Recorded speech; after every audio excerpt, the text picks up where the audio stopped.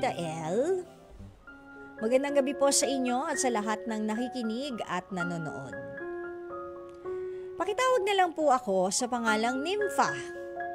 I am 24 years old at meron po akong boyfriend na 25 years old naman po siya.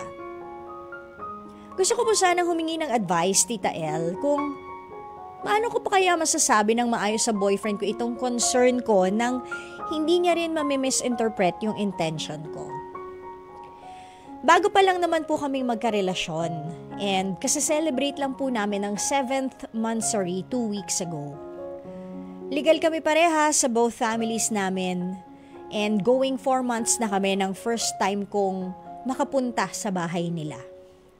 Busy po kasi ako noon dahil bago lang ako sa trabaho.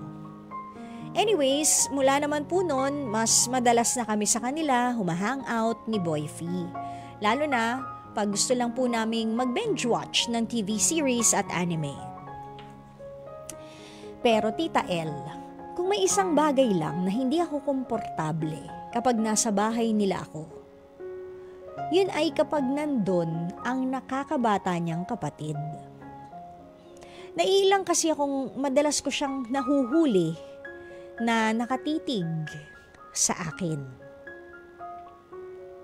Hindi naman po creepy yung titig niya pero alam niyo yung nakakailang kasi kung hindi siya kapatid ng boyfriend ko, isipin kong may gusto siya sa akin. As in, ganung level po talaga. Pero syempre, dinidistansya ko rin naman po yung sarili ko sa mga tamang hinala thoughts. But lately kasi, bukod sa mga pagtitig, madalas niya rin akong padalhan ng sweets sa kuya niya. Na-amaze nga raw si Boyfie kasi ang thoughtful sa akin ng kapatid niya. Pero ako po kasi, though I super appreciate him and his gestures, medyo iba po talaga yung impression sa akin. Nagfi-feeling lang po ba ako, Tita El? Paano ko kaya mabibigyan ng clarity tong situation na ito? Kasi gusto ko rin namang malaman kung bakit ganun yung kapatid niya sa akin, di ba? Maraming salamat po at hanggang dito na lang, Nympha. Nympha, unang-una, bakit hindi mo tanungin yung boyfriend mo of 7 months kung ganun ba talaga yung ugali ng kapatid niya? Baka naman kasi sweet lang and thoughtful talaga yung mas nakakabata niyang kapatid. Or baka nga, because mas younger siya sa boyfriend mo, alam mo yung teenage crush? Alam mo yung baka he's just infatuated with you na parang gandang-ganda siya sa'yo. Ganun. Baka ganun lang. Kaya thoughtful din siya. Or maybe he really likes you for your brother. Ano daw? He really likes you for your brother?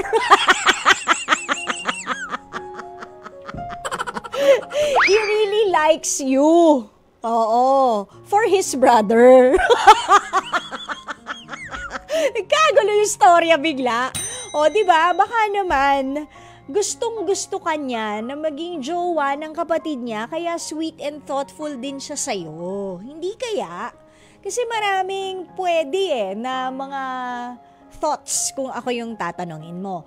Pero alam mo, the best way nun, kausapin mo talaga yung boyfriend mo. Since medyo 7 months, hindi na rin yun ganun ka-new, hindi ba? Kumbaga, ano na kayo? 1 quarter and tama, 2 dalawa na, 2nd quarter na, di ba? Di ba? Kasi di ba, kung ganun, kausapin mo yung boyfriend mo, tanungin mo, yung kapatid mo, ganyan ba lahat sa mga naging ex mo? O, di ba? Mag-fish ka lang ng konti. Pag sinabi niyang hindi, sa'yo lang. Di sabihin mo, ano yun? Parang like na like ba niya ako talaga? Kaya siya ganun ka-sweet, kasi minsan napapansin ko, talagang nakatitig siya. Medyo, alam mo na, naku-conscious lang ako. Naku-conscious lang naman ako, be. Ganun lang, o, di ba? Yung parang walang mali siya mong sasabihin na, medyo naku-conscious kasi ako sa baby brother mo. Pag tinitingnan niya ako, alam mo yung parang nahihiyari naman ako na hindi ko ba alam kung meron akong dumi sa mukha o ang ganda-ganda ko sa panangin niya. Diba? Baka naman kasi ganun lang. Don't jump into conclusions. Mas maganda if you address your concern to your boyfriend because I'm sure siya lang talaga ang makakasagot niyan. Ang pangit naman kung i-confront mo si baby brother kasi parang, if you ask me, that's foul. 'Di ba? That's below the belt kasi bata pa yun eh. Kausapin mo na lang si jowa to find out kung ganun ba talaga siya. And probably he has the answer to, your concern, or probably ma-address nga yung concern. Better yet, Nympha, kung talaga naiilang ka at hindi mo masabi sa jowa mo of 7 months na naiilang ka dun sa baby brother niya, edi mas maganda, stop hanging out doon sa bahay ng jowa mo. 'Di ba? Kasi kaya pasabihin mong legal naman kayo sa both families. Bakit ikaw yung, sorry dalagang Pilipina lang, bakit ikaw ang nagpupunta doon sa bahay ng lalaki? Mas maganda kung siya yung pumunta naman this time around sa bahay nyo. Kasi parang kung nakailang beses ka nang punta sa bahay ni jowa mo, more or less katulad nga niyan, sabi mo, tinititigan ka ng kapatid niya, 'di ba? Or I'm sure mas kilala mo na yung parents ni Guy. What if we turn the tables now? What if yung jowa na lalaki mo, hindi lang ako, na naman dahil po sa stroke yan eh. What if yung jowa mo naman ang papuntahin mo sa bahay nyo para siya naman makilala yung parents mo, yung family mo, 'di ba? Sabihin mo, kung ano man ang tawag mo, behan, tart or whatever, 'di ba? Baka naman pwedeng next time doon naman tayo humang out sa bahay namin. Ganun, para makilala niya rin yung family mo. 'Di ba? Actually, ang tanong nga niyan since 7 months na kayo, no? So, pang 8 month nyo na this month. Ang tanong, since medyo bago pa lang kayo, saan kayo magpapasko?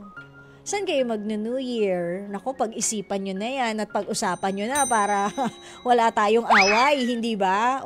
Pwede namang sa umaga ng Pasko sa kanila, sa evening ng Pasko or bisperas, wherever, di ba? Yung mga ganun. Pag-usapan nyo na rin yan, isama mo na rin yan sa list of your concerns with your jowa. Binigyan ng isa pang problema, no? Di ba?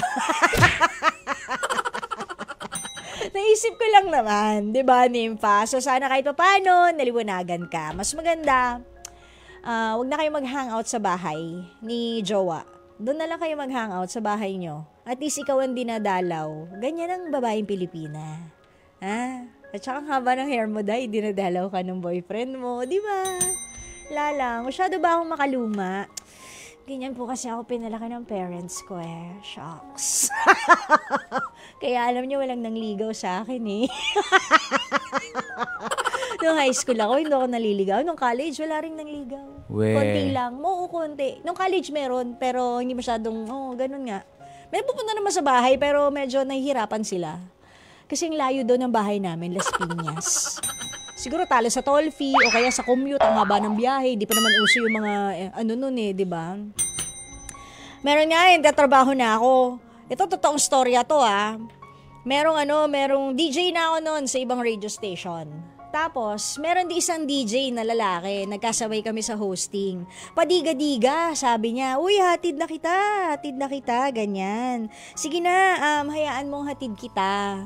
Sa loob-loob ko lang, pag eto nalaman kung saan talaga ako umuwi, malamang mga atras na, saka talaga hatid mo ko? Oo. Saka sure ka? Oo, hatid kita. Sige na, kasi kita na mo, baka mamaya kung mapano ka, naka-ano ka pa naman. Naka-halter top ka pa naman. Diba? Sabi ko, okay, hindi, may jacket naman ako, okay lang. Hindi, sige, hatid kita. Sure ka? Oo. Sabi niya, saan ka ba umuwi? Las Piñas. Sige, usap tayo mamaya. Pagkatapos nung hosting namin, hindi ko na siya nakita kahit kailan. Hanggang sa naging katrabaho ko po siya, not once but twice. Sabi ko, ito. Ito may pahatid-hatid pa nalalaman Nung nalaman ko saan ako nakatira, wala! Mahiya ka sa balat mo!